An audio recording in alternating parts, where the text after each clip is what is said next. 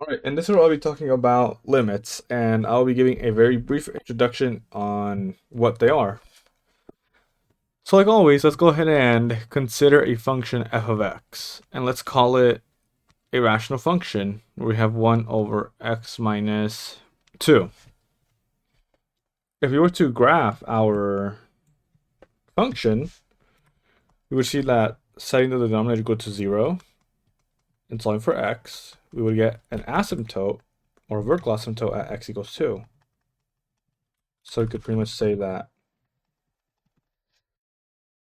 at this value right here, there's a vertical asymptote, and our function would look something like this.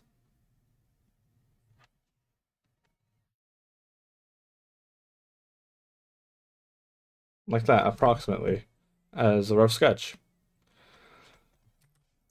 And here, if we simply plug in f of 2, we're going to get 1 over 0. And we see here that we can't really find the value of 1 over 0.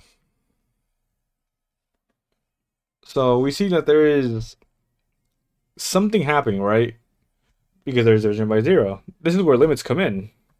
We could say, okay, so what is the limit as x approaches 2 of our function f of x, which is 1 over x minus 2. So we could rewrite that as 1 over x minus 2.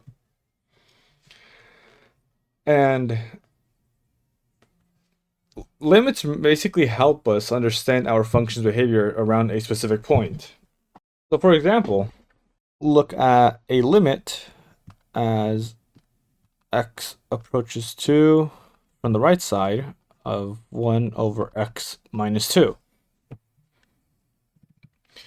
And what this tells us, right, is that we are simply looking at the right side of our function at pretty much the point x equals 2. So we're simply looking at just this region right here. And we see that if we choose a super small number for 2, right, like a super small number to add to it, so we could say at x approaches 2.001, as that is on the right side of 2, we could approximate the limit as x approaches 2 from the right side. And we're going to have x minus 2. And we could evaluate this limit by plugging in 2.001, since we will not be getting division by 0. So by evaluating that limit, we would have 2.001 minus 2, and the 2's are just going to go away, and we're going to be left with 0.001.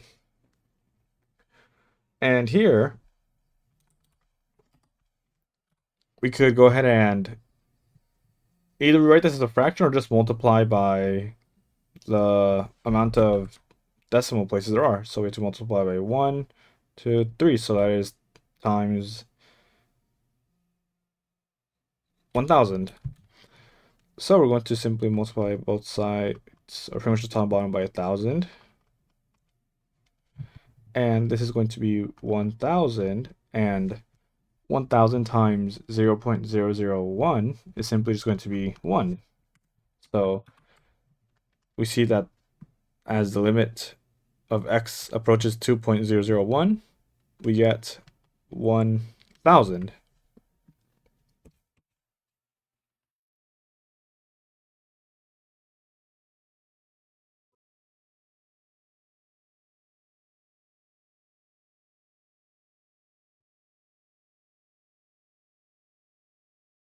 So we see that pretty much like every time we are going to add a 0, like let's say instead of 2.001, we say 2.0001, and now our answer is going to be 10,000, which means that as we get extremely close to 2, we will keep getting a higher value.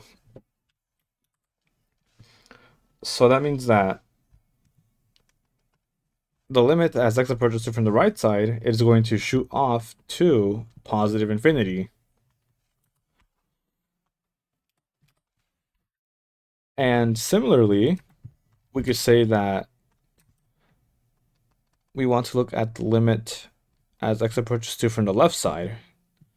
So we could have this limit, and we can now make another super small difference, right? So we say we want to find the limit as x approaches 1.999, and then we have 1 over x minus 2. Putting in 1.999 is simply going to give us 1 over 0, or negative 0.001, which we knew earlier to be 1000, but since there's a negative, it is negative 1000. And of course, if we keep getting super close by adding another 9, it is just going to be 10,000, and another 9, it will be 100,000. And you can go ahead and check the answers for those, because we're just going to get an extra string of zeros every time we include a new 9. So we see that pretty much the limit from the left side approaches negative infinity.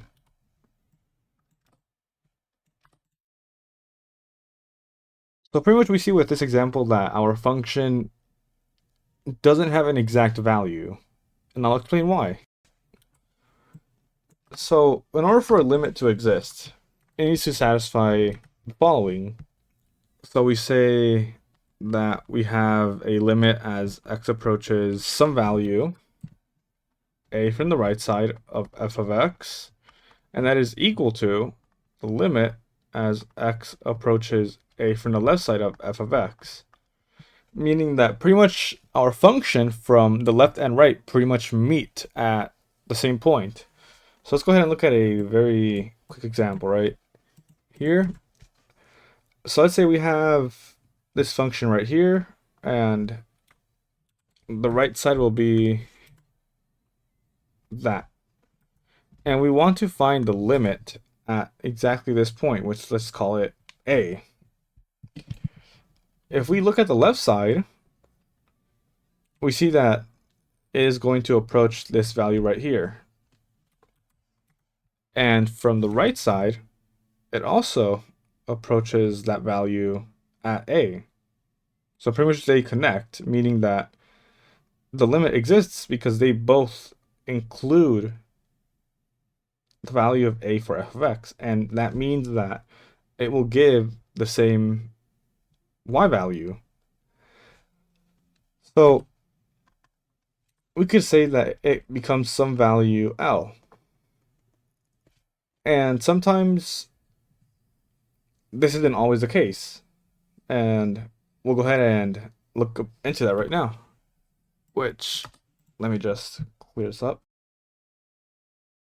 So pretty much this is our definition, right? So now that we have the limit as x approaches a from the right side, and the limit as x approaches a from the left side are equal to each other, and they equal the same value, then we could say that the limit as x approaches a of f of x is equal to L, meaning that the limit exists. So let's go ahead and look at the same function, right? Or the same graph. And let's say that there is a hole at this function and a closed circle here at, let's say, 1. And let's say that this limit right here is 3. So if we look at our function, let's say the limit as x approaches a from the right side of our function f of x, we see that it pretty much goes to 3. And now for the left side, so we want the limit as x approaches a from the left side of f of x, we see that it pretty much goes to 3. So that equals 3. So here we see that the limit as x approaches a from the right side is equal to the limit as x approaches a from the left side of our function f of x. And now if we go ahead and play the limit as x approaches a of f of x is equal to, what would you say? Well, the mistake would be you would say it's 3 because we're forgetting that there's a hole and a closed circle at 1. So pretty much we have a limit that approaches the same value from the left and right side, but there's a removable discontinuity. And pretty much since there's a closed circle at 1, we see that the limit as x approaches a of f of x is simply going to be equal to 1. So we see that both sides approach 3. And even though like the function is approaching a value of 3 from both sides, at a is simply 1. This means that the limit still exists. And there's many examples that have these types of cases. The limit exists, but they just don't approach the same value. So let's go ahead and look at some limit problems. So let's go ahead and look at a few examples, right, of limits and evaluating them. So let's go ahead and look at the limit as x approaches 3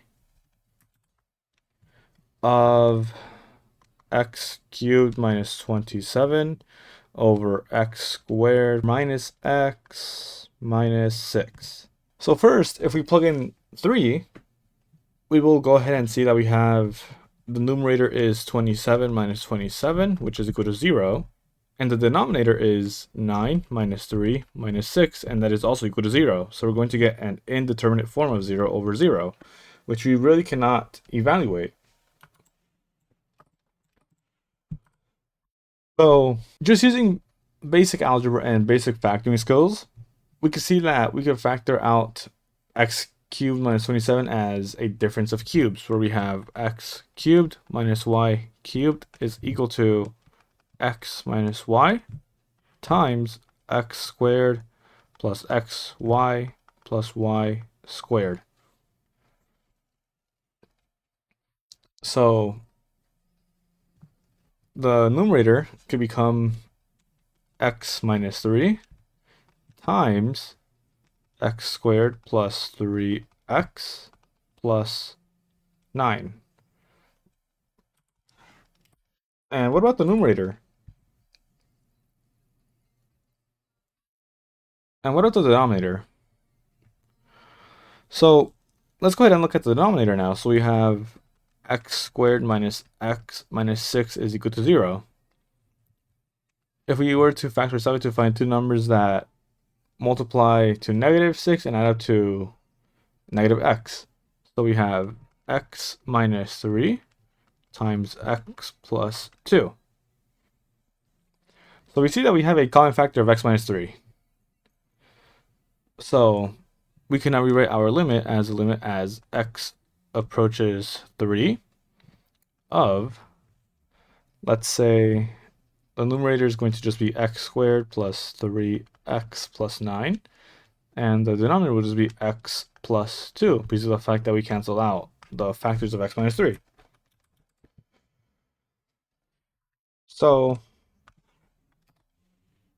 now we can go ahead and plug in 3 because we removed the factors of 3 that would have made this equal to 0.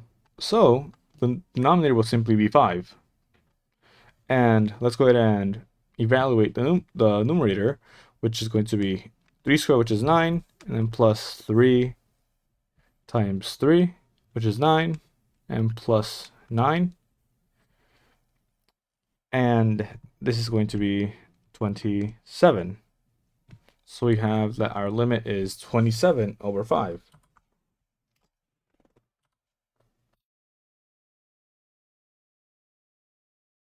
So we see that this is fairly straightforward, right? But let's go ahead and also look at it from the left and right side. So we know that this limit is 27 over 5.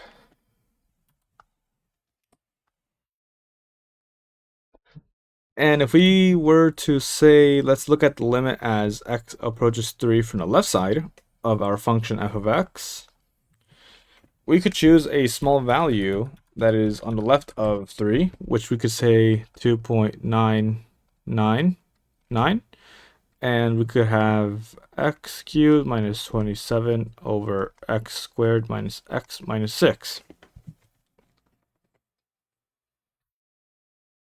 So pretty much if we go ahead and evaluate the numerator at 2.999, we're going to have that the numerator is going to be approximately 26.973 minus 27,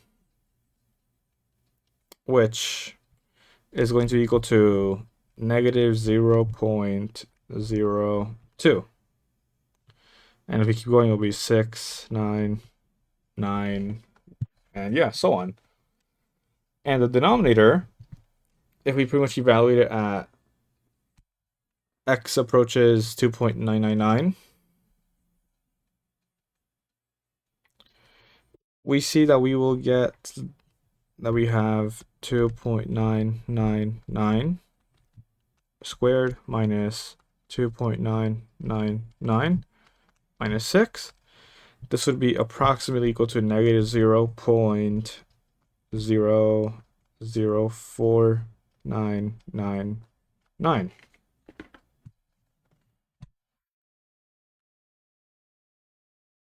And we are going to get that we have negative 0.02699 divided by negative 0.00499.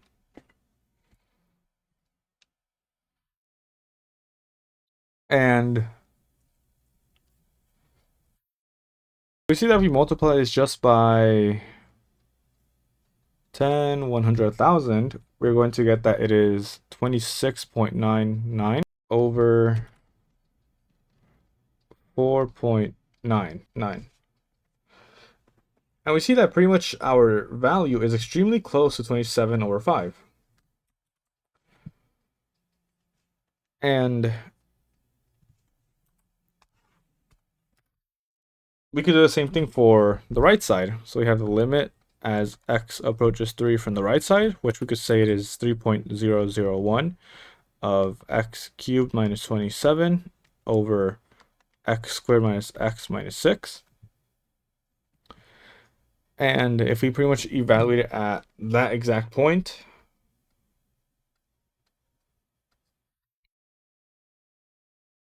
we will go ahead and have that it is equal to, so let's go ahead and look at the numerator. The numerator is going to be 0.027 and 009, but let's ignore that for now. And the denominator will be 0.005. And we're just going to use three decimal digits, and pretty much just moving the decimal to the right 3 times. We will get that is 27 over, and then 1, 2, 3 over 5. So we see that pretty much like using just an approximation, we pretty much get the limit at x approaches 3 to be indeed 27 over 5, meaning that our limit does indeed exist.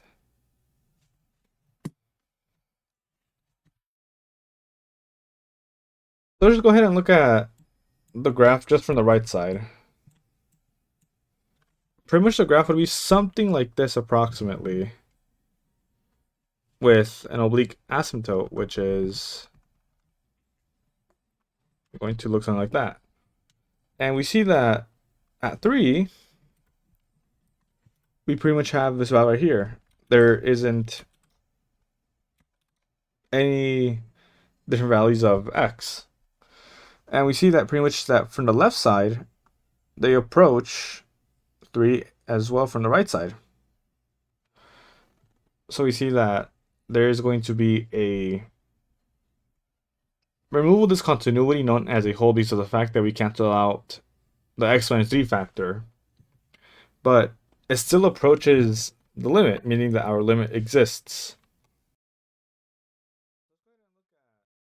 So yeah, that's pretty much the brief introduction on limits, and hopefully you understood a bit on limits and what they are used for.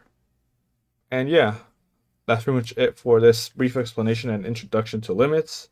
I hope you enjoyed it, and if you liked the video, then that'll be very appreciated. And yeah, thank you, and have a good day.